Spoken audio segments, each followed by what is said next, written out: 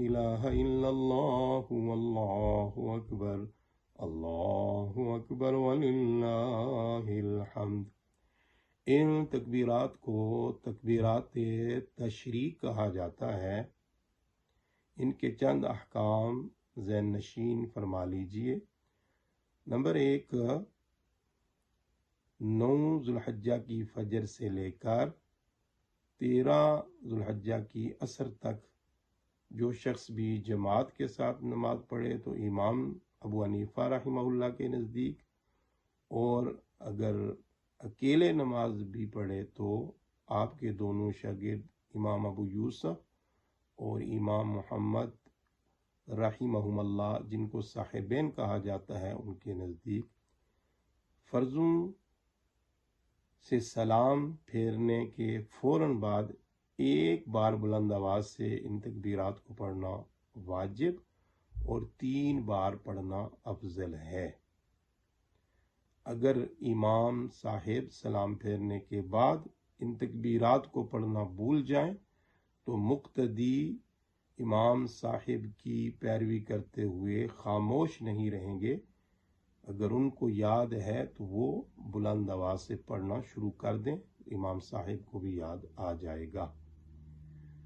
और अगर ना इमाम साहिब को याद रहा ना मुक्तदियों को याद रहा, वो भूले हुए हैं और अभी तक उन्होंने नमाज के मुनाफी कोई अमल नहीं किया, यानी कोई बातें वगैरह करना शुरू नहीं कर दी या उठकर मस्जिद से नहीं निकल गए, याद आ गया तो फौरन इन तकबीरात को पढ़ लें, वाजिब अदा हो जाएगा।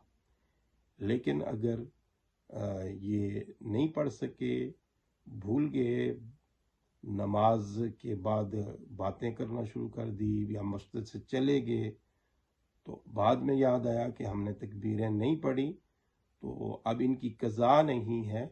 अब चूँकि पढ़ना वाजिब था, वाजिब छूट गया, तो इस पर यह है कि अल्लाह की बारगाह में तौबा कर लें।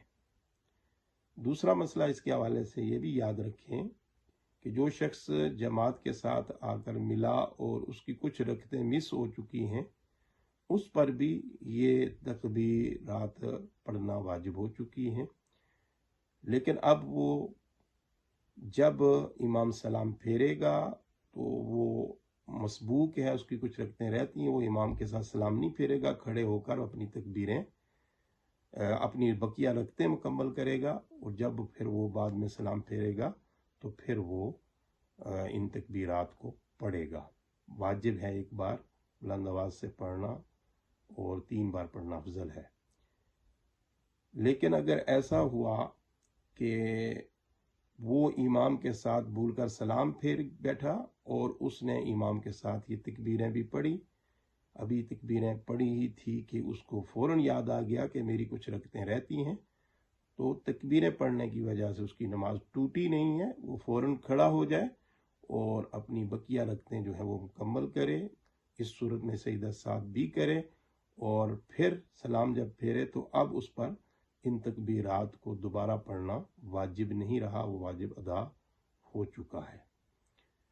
और हमारी इस्लामी बहनें भी ये तकबीरें पढ़ सकती हैं, उनको भी पढ़नी चाहिए। साहिबैन के नज़दीक तो अकेले पर भी वाजिब है, तो लिहाजा उनको भी ये तकबीरें पढ़नी होंगी।